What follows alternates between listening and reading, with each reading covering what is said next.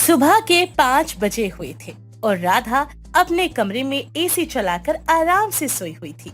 तभी राधा के कानों में बर्तनों की खटर पटर की आवाज आने लगती है और राधा अपने कानों को तकिए से ढकते हुए बोलती है। पता नहीं मेरी दोनों बहुओं को कौन सी राजधानी एक्सप्रेस में बैठना होता है जो सुबह सुबह उठकर काम करना शुरू कर देती है। खुद तो जल्दी उठती है, साथ के साथ मेरी भी नींद खराब कर देती है।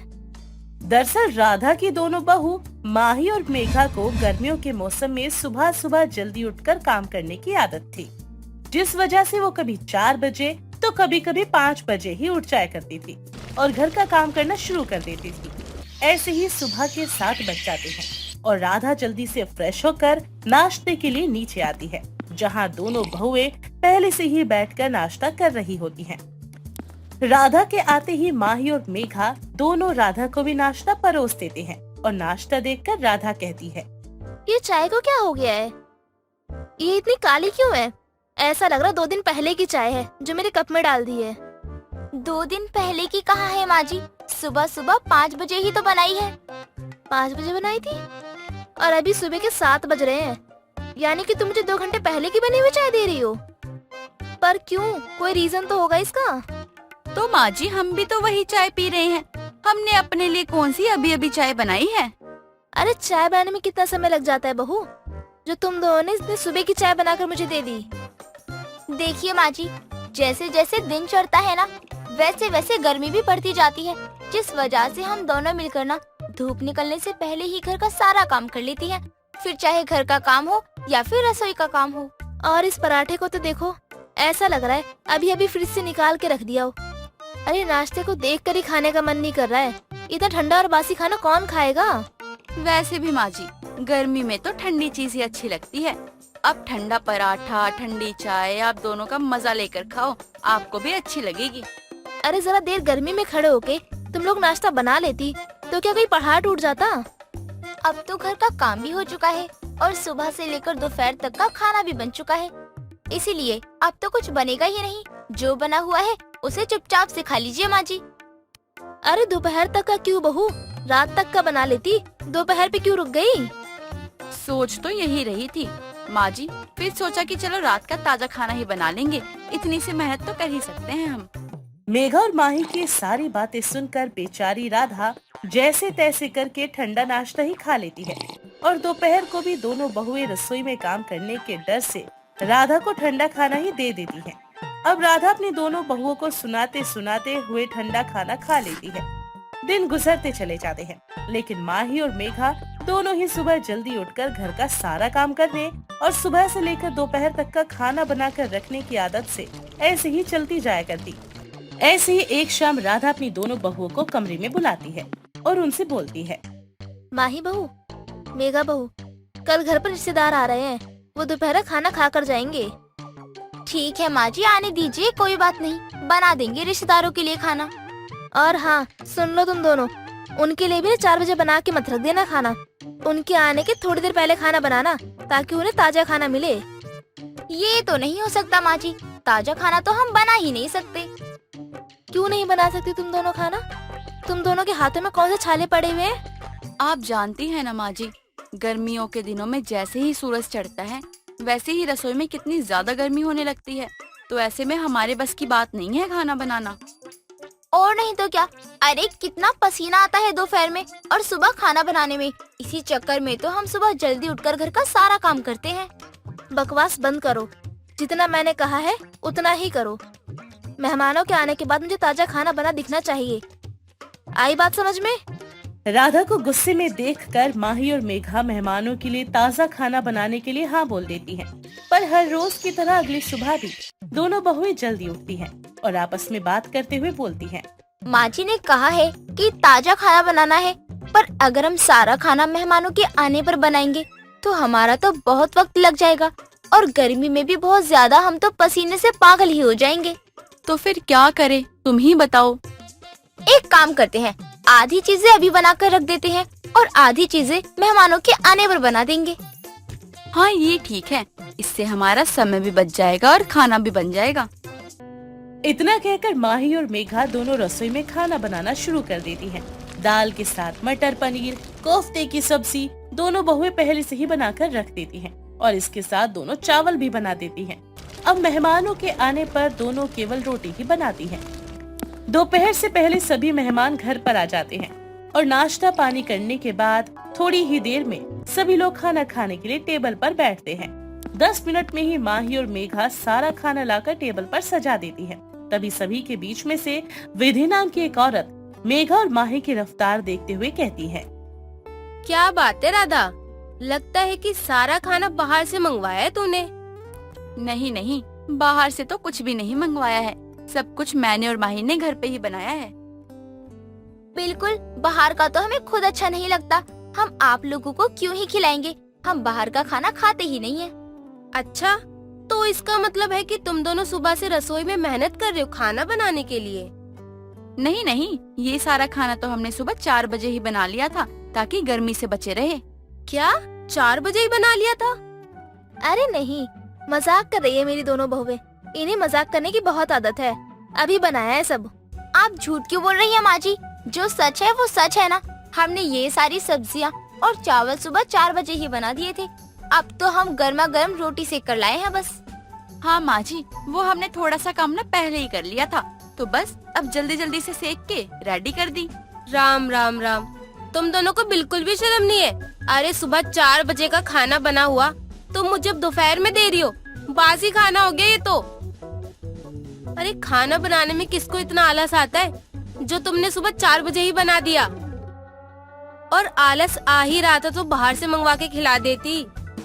माँ जी ने हमें बताया ही नहीं कि ऐसा कुछ भी हो सकता है, वरना हम तो आपको फोन करके कह देते। और नहीं तो क्या, खामखा ही हमने 4 बजे इतनी मेहनत करी, बताओ। बकवास बंद करो दोनों की दोनों, और चलो जाओ यहाँ से। अरे अब इन्हें भगाने से क्या फायदा, अब तो सारा दूध का दूध पानी का पानी हो गया है, और हमें नहीं खाना ये खाना। और वैसे भी हम 2 रोटी खाने वाले हैं, तुम्हारे घर से अच्छा खाने की बजाय हम अपने घर पे ही बना के खा लेंगे, कम से कम ताजी रोटी तो मिल जाएगी हमें। ऐसे ही विधि राधा को खूब खरी खोटी सुनाकर वहाँ से चली जाती है।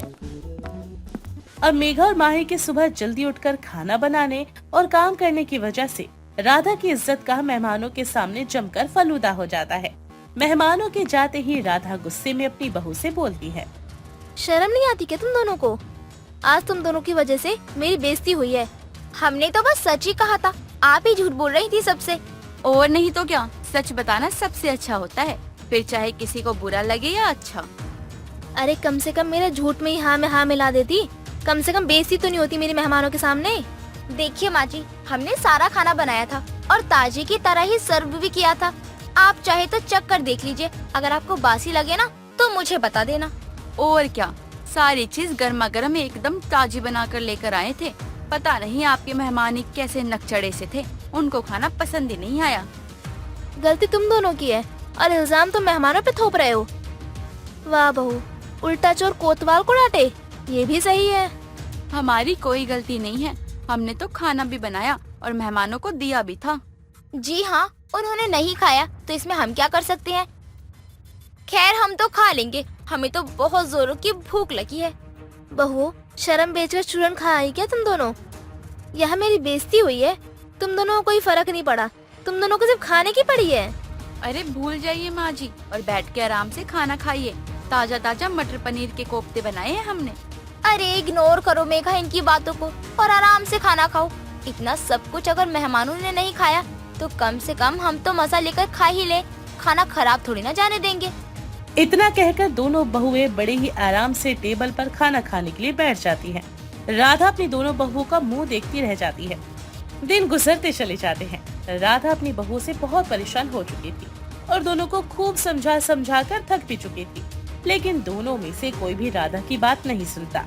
ऐसे ही एक सुबह जल्दी उठकर दोनों बहुएं काम करने लग जाती हैं कि तभी घर की लाइट चली जाती है। अंधेरे में दोनों को कुछ भी नजर नहीं आता। जैसे ही सुबह की रोशनी होती है तभी घर की लाइट भी आ जाती है। अब दोनों को सारा काम पहले की तरह टाइम पर करना पड़ता है। ऐसे ही अब रोज रोज होने लगा था, जिस वजह से धीरे धीरे करके दोनों बहुओं की सुबह सुबह जल्दी उठकर गर्मियों में ये काम करने की आदत अपने आप ही खत्म हो जाती है। ऐसे ही एक दिन जब राधा अपनी दोनों बहुओं के पास बैठी होती है तो माँ ही बोलती है, वैसे अब जब से हमने सुबह जल्दी काम करना बंद किया है तब से हमारे पास करने के लिए और भी काफी सारी चीजें होती हैं। बिल्कुल सही। पहले तो हम सुबह ही सारा काम कर लेती थी और उसके बाद सारा दिन हमारा खाली बैठे बैठे टाइम पास हुआ करता था। समझ ही नहीं आता था पूरे दिन करे तो करे क्या। तभी तो मैं तुम दोनों को समझाती थी कि काम को काम के समय पर करो। अगर कभी जरूरत है तो जल्दी भी करो, लेकिन जब जरूरत ना हो तो उसको उसी के टाइम पे करो। बिल्कुल सही माँ जी। और अब से हम तीनों टाइम का खाना ताज़ा खा रही हैं। पहले तो ठंडा खाना खा के ना मेरे पेट में ही दर्द हो जाता था। दर्द तो मेरे पेट में भी होता था, लेकिन फिर मैं कुछ बोलती नहीं थी। पर अब तो तुम दोनों को कोई तकलीफ नहीं होती होगी ना। बहू खाना खाने के वक्त इसीलिए बनाया जाता है ताकि इसको ताजा ताजा खाया जा सके। अगर बासी खाना खाना होगा तो 1 हफ्ते बाद का भी खाया जा सकता है। और आराम से अपनी नींद को पूरा करेंगे। बिल्कुल सही। अब से हम दोनों फिर कभी भी बिना जरूरत के सुबह सुबह जल्दी उठकर बिल्कुल भी काम नहीं करेंगे। अपनी दोनों बहू के मुंह से ये बात सुनकर राधा को राहत भरी सांस आती है और अपनी दोनों बहुओं के साथ साथ राधा भी सुबह आराम से सोकर उठती है और किसी भी तरीके के शोर शराबा हो या फिर सर्दी हो या गर्मी, अब उसके घर में किसी की भी नींद खराब नहीं होती। नीतू काफी उम्र की हो गई थी, लेकिन अब तक नीतू ने शादी नहीं की थी। ऐसे ही एक बार नीतू बाजार से सब्जी लेकर आ रही थी तो उसकी माँ शीला नीतू से कहती है, बेटा, जो हमारी पड़ोसन है ना कांता, उन्होंने आज ही मुझे तेरे लिए बहुत अच्छा रिश्ता बताया है। सच में लड़का तो बहुत अच्छा है और अच्छा कमाता भी है। तू कहे तो मैं बात आगे बढ़ा दूं? माँ, आपकी सुई हमेशा मेरी शादी पर ही आकर क्यों रुकती है? अरे, हमको कितनी बार कह चुकी हूँ मैं कि मुझे शादी नहीं करनी है, फिर आपको इतनी सी बात समझ क्यों नहीं आती? बेटा, तू समझ क्यों नहीं रही है? एक ना एक दिन हर लड़की को शादी करनी ही होती है और वैसे भी तेरी उम्र होती जा रही है। आज नहीं तो कल तुझे भी तो शादी करनी ही पड़ेगी ना। क्यों माँ?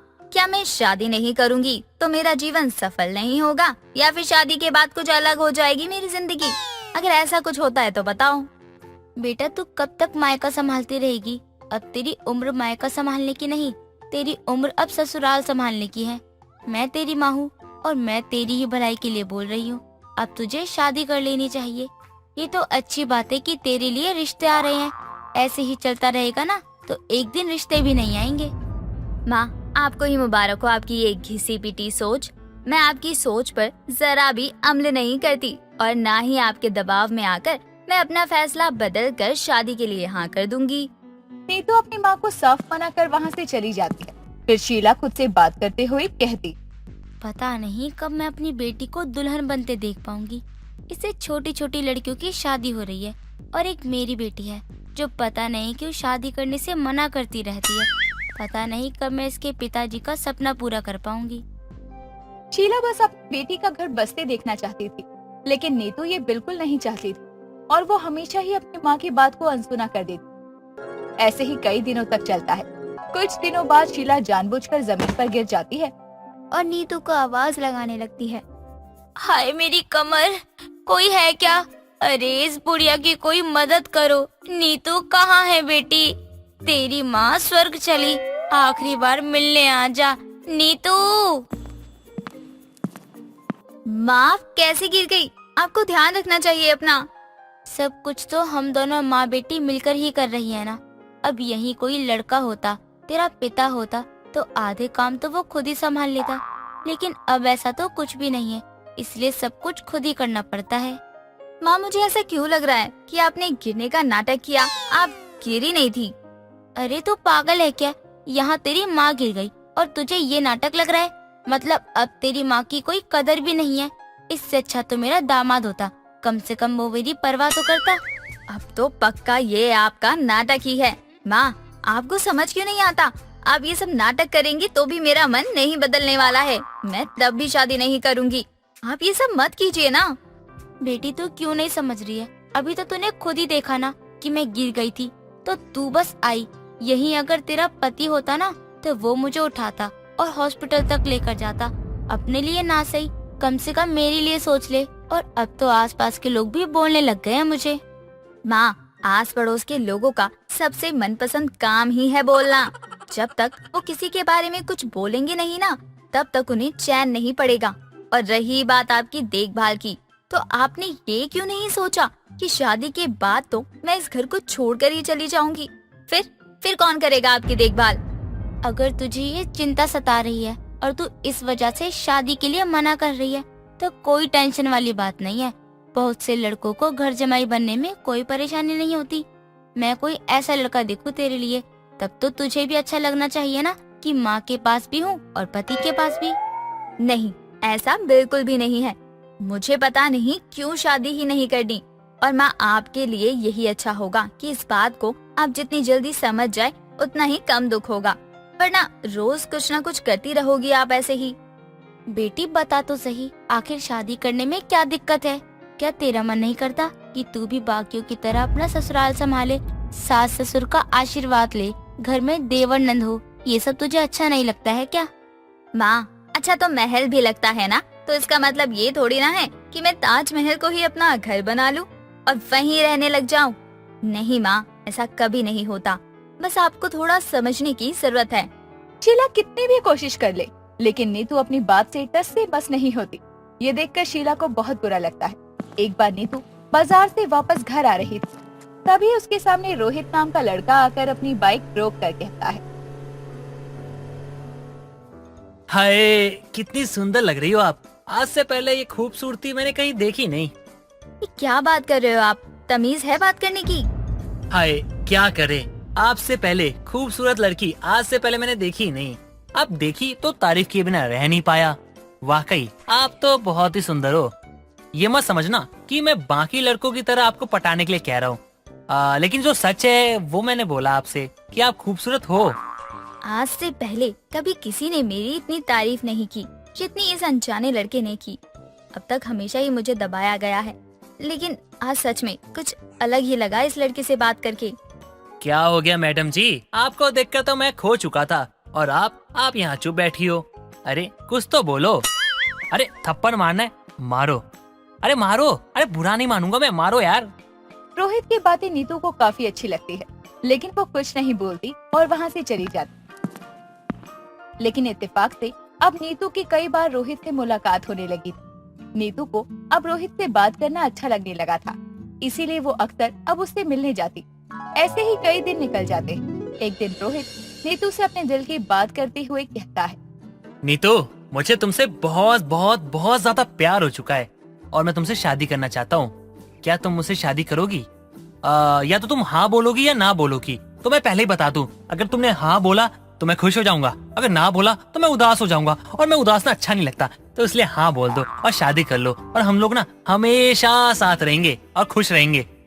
रोहित, अब तक मैं हमेशा ही प्यार, शादी, इन सब चीजों से भागती रही, लेकिन जब से तुम मेरी जिंदगी में आए हो ना, तब से हर चीज को लेकर मेरा एक अलग ही नजरिया हो गया है।